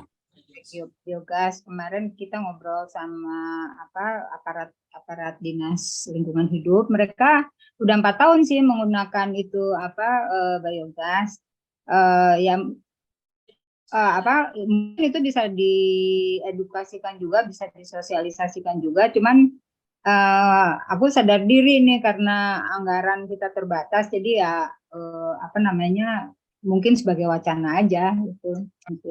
Tapi memungkinkan, sangat memungkinkan. Bukan kan gini, budget dari Portugal ini kan bisa buat mesin pengering sama solar panel. Solar panel kan udah kita anggarin. Budget yang beda budget yang beda, Cil, dengan yang kita bicarakan. Ya. Oh, oke. Jadi solar panel ini kan tadinya buat substitusi yang udah ada pengering di NTT. Nah, maksud saya bisa nggak kita tambah pengering lagi, tapi yang pakai LPG dan disubstitusi pakai biogas. Buat di sana, buat backupnya yang listrik ini, kan listrik ini dari PLN kan nggak rutin. Nah, terus kalau solar cell itu kan hanya bisa siang. Kalau pakai baterai tuh lebih mahal daripada pakai baterai, mending beli satu pengering lagi yang pakai biogas atau LPG. Itu saran aja nih ya, mungkin harus dihitung lagi. iya, betul. Nah, terus buat air, pertanyaan saya dulu kita punya pengalaman baksos air di Garut sama di Lombok. Nah, di Garut itu kita hampir 3 bulan di sana nyumbang MCK. Kita bor sumur, kita sumbang pompanya sama torennya jadi air di sana. Tapi kita tempat-tempat umum, karena kalau ditaruh di rumah itu jadi di aku yang punya rumah, jadi kita taruhnya kalau di swalahan di masjid. Nah, di Lombok juga gitu, di Lombok tuh hampir 5 bulan di sana kita. Itu yang paling lama tuh Dewi waktu di sama Daman sama Vicky. Itu kita ngebor air, terus pompanya kita beli dari Surabaya sama torennya. Yang ngebor sih orang sana, tapi kita yang supervisi. Itu hampir ada 10 tempat ya gitu. Sekarang pertanyaan saya, apakah di NTT ngebor itu memungkinkan ada airnya nggak di bawah itu, atau nggak ada airnya sama sekali, dalam sekali, atau submersible? Boleh langsung dijawab? Ya, boleh, silakan. Ini jadi justru kita tidak menyarankan sumur bor ya. Kita menjadikannya sumur gali yang kedalamannya tidak terlalu dalam, makanya kita kayak gali sumur. Iya, gali sumur karena di sana keahlian itu nggak ada ya, artinya orang sana itu tidak ini. Selain itu juga kalau bor kan biasanya pakai mesin atau pakai ini enggak. Jadi kita tuh jadi makanya yang disebutkan itu kita akan bikin sumur. Jadi ada dua alternatif ya, bikin sumur tapi bukan sumur bor. Kemudian itu ketinggiannya cukup tinggi. Nanti kita dengan sifon sistem ya. Jadi artinya pakai nanti mengalir sendiri ke bawah gitu loh. Dan tentu saja ini bukan ke rumah, jadi ke kompleks gitu loh. Jadi artinya kampung adat itu yang kita ini kan ada 218 orang, 51 kakak ya. Itu yang kita ini kan seperti itu. Sumbernya dalamnya berapa meter? Gini, memang sangat tergantung dari hasil bulan Mei besok. Bulan Mei itu kami minta kepada mereka untuk menggali di satu titik. Kita sudah tentukan titiknya mana, digali di situ. Airnya kita minta supaya mereka melihat sampai sedalam mana air, sesanggup mana juga mereka ya. Airnya muncul di apa namanya, di kedalaman berapa, kemudian juga kapasitasnya berapa ya. Jadi kita ini kan kita minta dia melakukan sesuatu dan mereka sudah setuju, tapi mereka bilang Mei gitu ya. Terus satu lagi adalah yang tadi itu kita bilang bahwa ada sumber air di kebun orang itu ya, kebun salah satu orang. Nah, kita ingin mereka juga mengirimkan koordinatnya serta mengukur juga apa namanya densitasnya ya, apa kapasitas lah ya, kapasitas per ininya. Nah, jadi seperti kan dia bilang dia masukkan kalau tidak dibendung, jadi mereka itu tidak melakukan apa-apa, cuma nampung aja, ditampung terus besoknya diambil gitu. Nah itu kita ingin tahu per menitnya atau per detiknya berapa sih atau per jamnya berapa sih yang bisa diikan gitu. Terus kemudian kalau kita tampung, kita bendung ya, lebih ini artinya kita gali sedikit terus dibendung supaya airnya lebih banyak yang bisa ditampung. Nah, itu gimana? Itu sebetulnya sama sekali tidak ada bor, karena itu kan butuh keahlian ya untuk ngebor itu. Juga tidak pakai mesin gitu. Tapi bukannya nggak bisa kan? Cuman apa? Bukannya nggak bisa kan? Cuman kita tidak apa ya? Kita terus terang khawatir karena itu kita harus datangkan orang dari luar kan, artinya untuk melakukan itu, dan ya disampaikan tidak ada listrik di yang namanya Magilewa itu, kampung Magilewa itu, yang ada setiap rumah itu punya apa namanya solar panel kecil sama lampu gitu. Cuma itu yang mereka punya. Jadi nggak mungkin lah kita pakai pompa dan segala macam gitu. Sehingga yang kita ini kan adalah itu. Jadi benar-benar tanpa teknologi yang ini ya, tidak ada teknologi pompa segala macam, tidak. Nambahin ya, itu batuannya apa ya? Kapur bukan?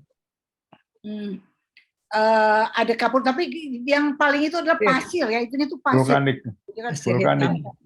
Vulkanik. Nah, ini Bambang udah muncul nih, Bang. Ya, benar. Bang, Mas Bambang gimana Bang? Itu bisa naik mobil nggak, Bang? Oh, bisa. Bisa kan naik mobil ke sana ya? Bisa. Jadi kita berangkat dari Surabaya ya? Iya, dari langsung Surabaya nanti sana. Ke Labuan Bajo. Langsung Labuan Bajo, terus ke Labuan NTB-nya? Bajo, nah itu Labuan Bajo itu sudah NTB. Enggak, maksudnya ke kampungnya Uli tadi. Itu kira-kira kan 6 jam. 8 jam katanya. 6 jam sampai 8 jam. 8 jam sih dekat. Lewat Trans Flores nanti. 8 jam sih dekat itu. Enggak lama 8 jam. Dan itu jalannya bagus sekali. Oh, dari arah timur jadinya? Dari barat. Dari barat. Dari barat. Emang ada Trans Flores? Iya, lewat Trans Flores. Ada. Nanti lewat nanti dari Labuan Bajo ke mana ke Bajawa, nah baru ke sana. Ya, itu yang 6 jam tadi, yang 6 jam. Iya. 8 jam yang 8 jam. Linda bilang 8 jam. 8 kalau jam sampai Aimere kali. Aimere naik ke atas. Dari Aimere kan di pantai selatan. Itu Bajawa kan ke atas. Aimere itu sekitar setengah jam. Aimere dari Aimere ke Inerie atau ke Bajawa. Lebih itu. Aimere Bajawa 2 jam kan? 2 jam ya, naik ke atas. Bajawa kan naik ke atas ke gunung. Iya. Yang penting serada ambulans itu bisa ya. Bisa, ya udah. Mau bawa, saya rencananya mau bawa solar panel sama pengering yang pakai gas. Oh bisa, nanti kan gas. Pakai ini ya, apa namanya, kita bisa angkut pakai apa namanya, double cabin kan, pakai strada. Double cabin ya, double cabin. Nanti saya juga bawa nanti. Mungkin kita bawa LPG-nya juga dulu, berapa tabung ke sana? Iya, bisa. Disubstitusi sama biogas ya. Repot ya. Mengenai pengering dengan gas mungkin kita bicarakan lagi ya nanti ya, karena menurut saya harus perlu survei dulu apakah memang biogas yang misalnya dihasilkan dari kotoran babi di sana ya itu mencukupi untuk pengeringan. Kan kita pakai LPG disubstitusi sama biogas. Nah, LPG-nya mungkin ya nanti harus rutin disuplai dari Surabaya, dari Lombok. Tapi itu akan mahal sekali ya. Ya makanya nanti dihitung murah mana. Dihitung dulu kelihatannya Son. Iya, dihitung dulu. Semuanya harus dihitung dulu. Nah, karena kalau listrik kan cuma bisanya 1.300 watt, 2.000 watt sekarang. Nah, solar panel tuh bisanya cuma siang aja, siang juga nggak full. Nah, harga baterai ini mahal sekali kalau pakai baterai. Itu selama ini pengeringannya kenapa nggak langsung dari matahari ya? Bisa pakai matahari, tapi kan tidak higienis. Oh, nggak higienis. Iya. Kayak ikan asin kan orang pengeringnya udah pakai matahari aja. Ikan asin kan digoreng lagi. Nggak ada belatung lagi. Terus gini, Wali, waktu kita di Lombok, ya, sama di Garut, kita tuh pakai dua alternatif. Kita juga buat bor sendiri, itu bornya Sopandi. Sopandi punya buat ini alat pengeboran. Ya. Nah, kita di Lombok itu ngebor pakai alat yang ada di sana, sama bornya Sopandi, bor movable dibawa ke sana. Sopandi kebetulan geologi juga nih, jadi dia tahu. Jadi waktu kita nyari airnya itu, kita bawa teman-teman geologi, lihat sumur-sumur yang udah ada di mana, terus kita petakan nanti ngebornya di mana gitu. Jadi nggak suruh mereka gali dulu, tapi yang udah ada aja kita lihat nanti dipetakan, dari situ kita bisa lihat di mana. Nah, cuma masalahnya di Bajawa kan nanti, masalahnya di Bajawa kan nanti begitu kita udah ngebor kan nggak ada listriknya, jadi pompanya kan nggak ada. Iya. Buat bisa pakai naiknya. pompa. Nah, itu mungkin bisa pakai pompa Dragon, pompa tangan. Makanya sangat tergantung dari kedalamannya kan. Kalau Iya, pompa tangan kalau daripada lebih dari pakai 10 meter kita nggak pakai bisa. pompa Dragon. Ya. Kalau udah lebih 10 meter nggak bisa pompa Dragon. Ya. Iya, makanya kalau cuma 10 meter pakai pompa Dragon. Atau kalau di pantai desalinisasi. Wah, mahal sekali disaling. Enggak, dan itu dia 500 meter loh, Son. Jadi artinya dari pantai itu jauhnya 500 meter. Itu 520 meter itunya. Itu ketinggiannya berapa? Ketinggiannya berapa? Jadi jaraknya aja berapa panjang sekali. Terus selain pompa Dragon kan bisa juga pompa diesel. Kalau kita sih makanya ininya pakai sifon sistem itu loh. Karena di atas makanya kita carinya lebih tinggi daripada Desa Magelewa itu. Kira-kira 30 sampai 60 meter di atasnya. Ya, cuma di atasnya dalamnya berapa? Makanya kita sangat gini, ini belum tentu berhasil gitu ya. Jadi karena itu kita masih menunggu bulan Mei ini apa yang mereka lakukan gitu. Jadi dari sini kita nih komunikasi terus sama mereka, terus mereka berikan data-data ke kita gitu loh. Itunya seperti itu. Harus ngajak orang geologi lah nanti. Nah iya, kita juga ada di MAI ada orang geologi. Jadi ini bukan cuma saya dan Yani gitu ya. Iya. Ini MAI lah. Ininya MAI lah. Ada Abib. Portugal geologi banyak. Portugal geologi. Portugal geologi maksudnya. Boleh aja. Ahli ngebor air Harjo Basuki itu. Iya, Harjo Basuki sama Sopandi. Basuki pengalaman ngebor air tuh. Ayo rame-rame. Ada lagi lebih pengalaman. Kalau saya boleh bilang Sofandi juga kan dari mana? Sofandi juga bisa. Ya. Sofandi kan Sofandi aja. Alatnya kan di Sumbawa dia. Alatnya kan Sofandi Sumbawa punya kan alatnya di Sumbawa dia. Kan dekat tinggal nyebrang ke sana. Sofandi punya alatnya, Harjo Basuki punya brainnya. Nah, oke, yang punya listriknya siapa? Boleh banget tuh, pasti. Solar ya, panelnya. boleh banget. Ayo rame-rame. Ali Erwan punya solar panelnya tuh. Iya. Pengeringnya bisa punya Rekario tuh pakai gas apa pakai listrik ya? Pertanyaannya apa? Rekario itu alat pengeringnya pakai gas apa listrik? Pakai gas. Pakai gas ya. Iya, mungkin bisa nanti dihitung lah ke sana. Ya. Oke. Oke ya, menarik. Kita mungkin nanti habis Virgat ini kita bikin tatap muka di RF kali ya. Ya, Biar pasal biara aja semua tuh. kompetensi yang ada. 14 Mei datang aja semua. Ya, Hari ya. Minggu. Hari Minggu. Kalau Mumpung lagi Nani belum kebalkan. Tanggal berapa? 14 Mei hari Minggu. Ini buat Sony ya, kemarin tuh kan kita ada sedikit info, kan sempat ngobrol-ngobrol tuh sama orang dinas LH-nya. Jadi mereka itu ada namanya Pak Hendrik di Bajawa itu yang udah punya ya semacam perusahaan bikin paket biogas. Itu biogas itu sangat berpotensi karena di sana banyak kotoran babi. Karena kan setiap rumah tuh mereka harus memelihara babi gitu sih. Dan itu kotorannya tuh sampai saat ini ya sebagian besar belum tersalurkan. Nah di Bajawa itu ada namanya Pak Hendrik yang udah mengusahakan perusahaan biogas dan dia jual per paket. Terus satu paketnya itu harga 10 juta. Terus nanti tapi ini produknya tuh 2 kompor, satu apa ya, pakai biodigester, terus 1 tik lampu sama 1 rice cooker. Jadi ini untuk penggunaan rumah tangga. Tapi kan bisa di-adjust gitu kali ya. Yang penting teknologinya udah ada. Dan itu bisa bukannya tidak mungkin untuk dibawa ke Inirie gitu. Biogas tuh simpel aja, dia kayak wajan aja, ditaruh kotorannya di situ, ditutup, keluar gasnya dialirin ke artinya tapi kan kalau tidak diedukasi tetap aja mereka nggak tahu gitu ngapain. Nah ini si Pak Hendrik ini dia jual jadi gitu ya, mungkin kalau memang di Portugal ada yang bisa bikin ya bikin aja dari biogas, artinya itu sangat memungkinkan. 10 juta mahal tuh kalau buat kompor doang. Ya bikin aja sendiri. Iya bisa diituin nanti. Kita lihat aja yang di Lembang. Potensi. Kita lihat aja yang di Lembang, kita implementasikan di sana.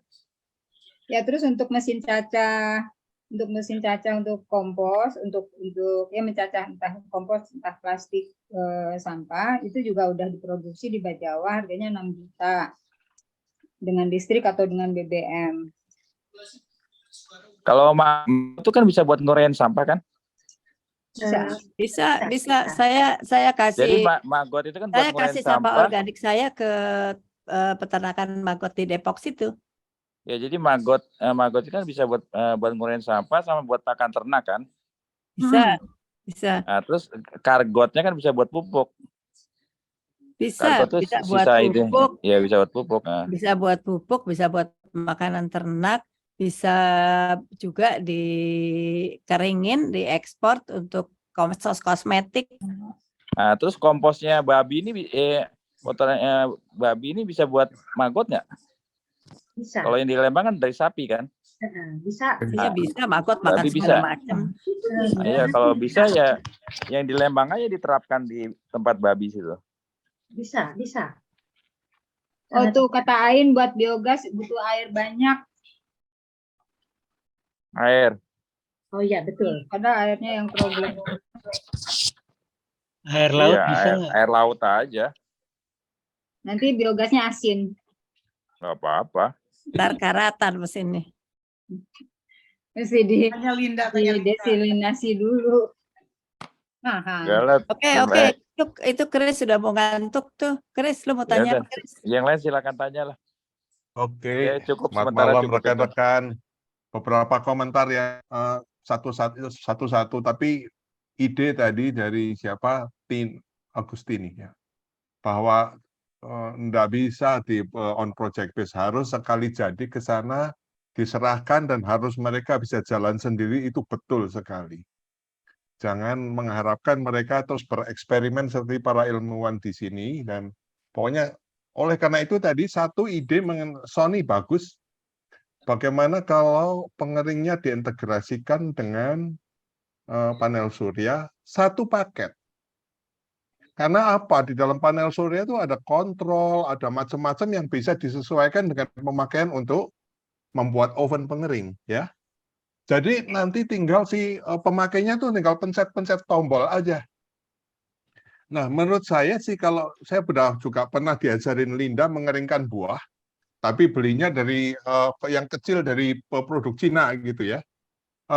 Kesimpulan saya adalah bahwa panel surya akan memungkinkan dengan baterai yang nggak usah mahal-mahal, mungkin baterai lead exit aja. Untuk operasi malamnya itu adalah heatingnya diperkecil dan kemudian kerja fan saja. Supaya yang penting malam itu dipakai untuk mengeringkan terus-menerus. Waktu matahari terbit baru full sampai 80-90 derajat digenjot ya, kira-kira begitu. Fan-nya juga dikencengin. Jadi menurut saya sih secara teoritis jangan mikirin sumber biogas lah, listrik lah, udah mandiri aja satu paket pengering dan panel surya dalam satu paket dengan semua panel kontrol jadi satu. Menurut saya itu akan yang paling memungkinkan. Juga sudah ada ditawarkan di Australia untuk yang di pinggir laut untuk cold storage itu ada kontainer yang isinya adalah panel surya untuk mengoperasikan cold storage. Itu satu paket, jadi datangnya itu dari kapal diturunkan dalam bentuk 20-foot containers, udah tinggal digelar, jadilah dia jalan dengan panel-panelnya sudah di dalam. Itu mungkin salah satu ide mengenai pengering ya. Mengenai air, saya kira tadi Ruli menjelaskan betapa ketidakpastian ada airnya kagak gitu ya. Itu yang menurut saya sumurnya bisa pakai dragon, pakai sumur bor, sumur artesis. Menurut saya kita harus berpikir air tidak cukup, itu aja. Yang ada hujan, jadi yang seperti dilakukan di banyak petani Jawa Tengah yang sukses sudah, itu adalah pertanian tak ada hujan. Jadi bikinnya embung untuk menampung air hujan. Nah, setelah itu saya kira temannya Linda itu saya kira perlu diajak itu namanya Prof. Gedewenten. Karena prinsip pemakaian air yang terbatas itu harus reduce, reuse, recycle. Jadi air yang sudah dipakai jangan dibuang. Harus di-recycle dan itu adalah teknologinya temannya Linda tuh. Dan itu sudah pernah dipamerkan di BPPT. Orang bisa minum dari got dari depan ke gedung BPPT gitu ya. Dengan aman dan ini adalah teknologi yang sudah dilakukan di Singapura. New Water ya. Anda bayangkan negara 5 juta orang nggak punya sumber air kok bisa hidup gitu ya. Tergantung dari sumber air dari Malaysia. Apa kuncinya? Mereka recycle and reuse water. Awal-awalnya saking mereka jijik, buat bilas kencing masa diminum lagi gitu sampai Perdana Menterinya mendemonstrasikan di depan publik minum air dari New Water. Nah, dan itu menurut saya yang diminum bukan air New Waternya itu waktu demonstrasi. Jadi gua nggak tahu. Jadi Malaysia pada itu prinsipnya ya. Jadi recycle yang di Singapura itu saya ikut bangun. Nah, jadi Malaysia itu waktu itu beli air dari Johor. Nah, tapi waktu ada masalah mereka mau diancam di blok. Akhirnya mereka bikin recycle itu hanya buat backup. Sekarang jalan itu tapi hanya buat backup. Tapi yang utama tetap dari Johor dan desalinisasi dari laut. Yang itu hanya buat backup aja dan nggak dipakai buat diminum tapi dipakai buat air yang lain gitu. Saya kira kita bisa dengan mudah melupakan desalinasi, itu costly dan butuh banyak listrik ya. Iya betul. Jadi harus pakai sesuatu yang energy saving dan juga airnya terbatas. Kalau menurut saya tetap apakah itu di Proventen itu punya desain untuk public WC dan toilet dan kamar mandi, di mana air kencing dipisahkan dari air mandi dan air suci dan seperti itu sehingga kemudian seperti yang ditakutkan Sony kita nggak minum air kencing lah kira-kira gitu ya. Itu juga bisa dilakukan. Tapi prinsipnya adalah jangan mengasumsikan kita akan dapat air karena belum tentu dapat air. Jadi harus recycle dan ini bisa menghemat banyak sekali sumber daya yang saya kira di Jawa Tengah contohnya di Grobogan dan di beberapa daerah di Ungaran itu buat pertanian, embung-embung tak ada hujan itu. Jadi mestinya kalau di situ bisa, mestinya di NTT juga bisa. Ya kemudian itu saya kira, masalahnya NTT itu hujannya kan nggak sebanyak di Jawa Tengah. Tunggu Ya, tapi sebentar, embungnya boleh nggak jauh saya lebih jawab gede. sebentar ya? Ya, monggo. Jawab sebentar, Mas Kris. Sebetulnya di sana tuh daerahnya subur sekali, subur. Justru kita heran, kok subur? Kalau subur kan airnya mestinya cukup gitu. Tapi Ya. ternyata tidak. Jadi kelihatannya air meresap langsung ke tanah, tanaman dapat, tapi orang enggak. Nah itu sebetulnya menurut saya kalau yang itu cukup gitu. Artinya Sama seperti Gunung Kidul itu Mbak Ruli, air ada menghidupi tanaman, tapi air sungai bawah tanahnya dia langsung ke laut, nggak ada yang bisa nampung, nggak bisa disedot. Ya makanya kita sekarang mau, karena kita lihat ada yang tanaman yang ya, kayak jagung gitu ya, akarnya kan sedikit gitu, tidak dalam ya, tidak terlalu dalam. Nah itu bisa tumbuh dengan ini, artinya di daerah ada air, berarti di bawah ada air gitu. Jadi ketika kita wawancara mereka, tanahnya itu selalu lembab, sehingga artinya ada air sebenarnya. Makanya saya nggak ngerti juga kenapa mereka tidak ada yang bikin bor gitu, ngebor itu nggak ada. Ya, ajak Sofandi lah. Ya boleh. Betul. Boleh. Sebetulnya ada teknologi, tapi ini masalahnya dari Israel. Bahwa di tanah yang kering itu sebetulnya ada kelembaban, tapi terus dikondensasikan dengan suatu sistem jadi air. Jadi Ya, udara begitu dikondensasi jadi air gitu ya. Pakai Cuman jaring-jaring itu kan. teknologinya dari Tel Aviv itu masalahnya. Cuma mahal. Tapi di sana mungkin agak sulit ya, karena udaranya sangat kering dan panas, jadi begitu sulit untuk terkondensasi.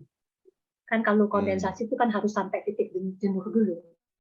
Nah, terus tadi saya ngejawab Mas Kris, itu di sana listrik udah ada 1.300 watt ya, Linda ya? Iya, betul. Dari PLN.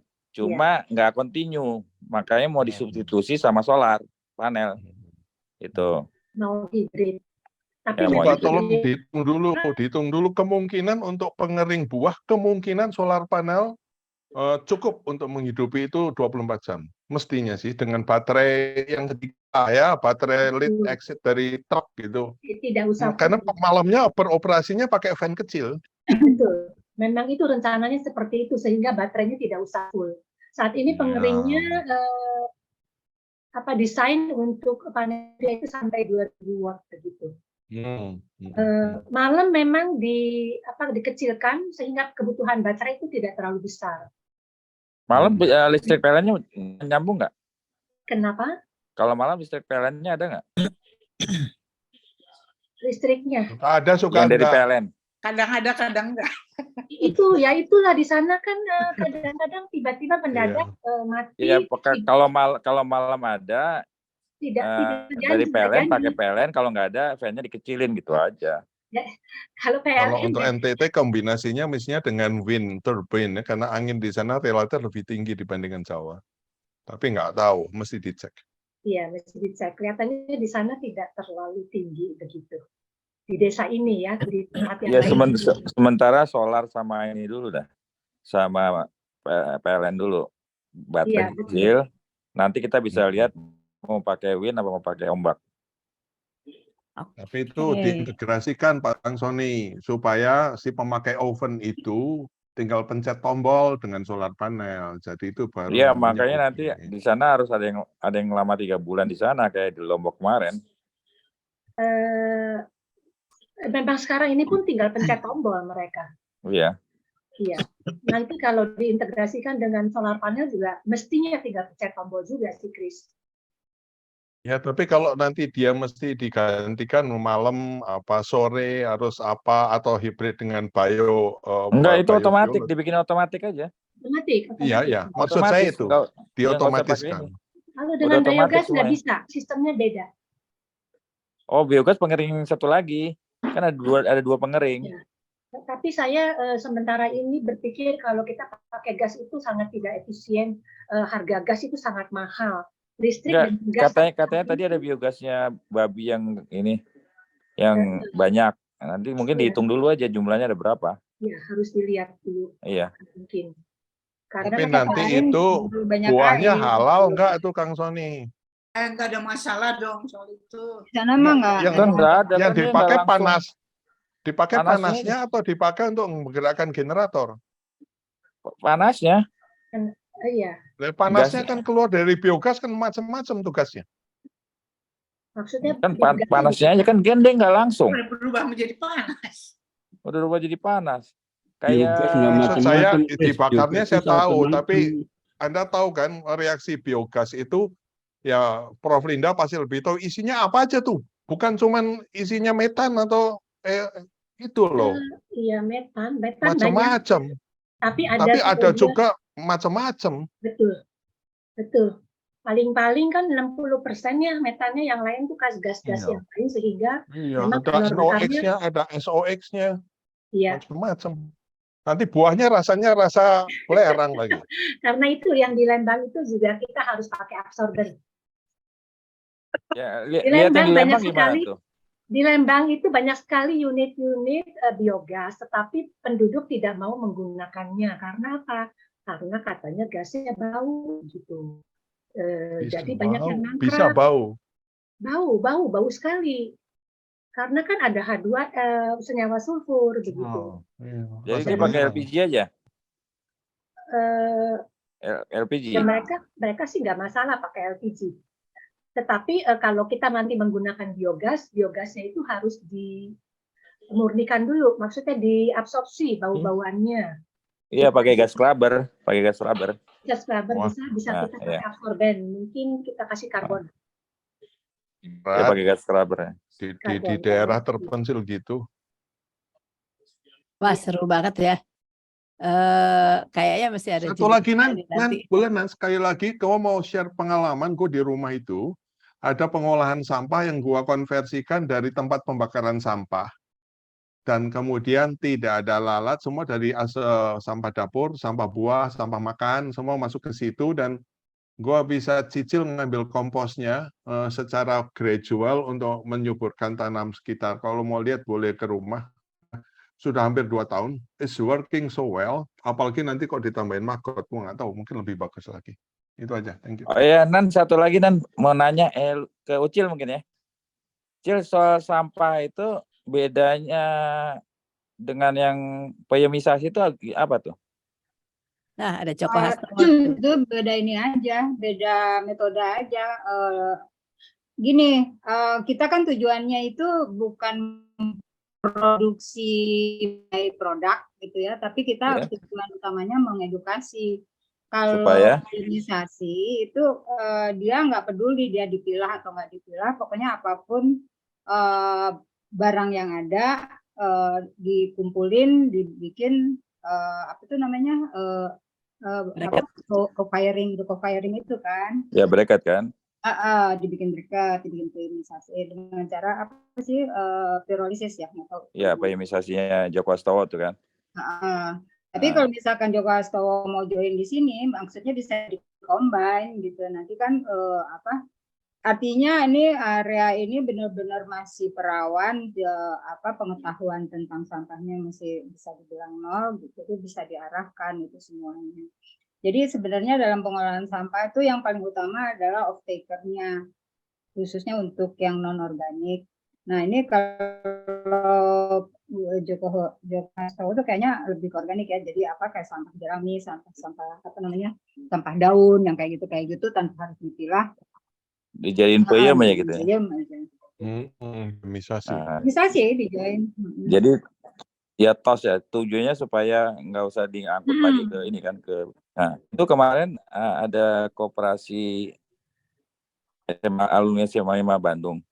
Itu dia bikin alat beda dengan piemisasi.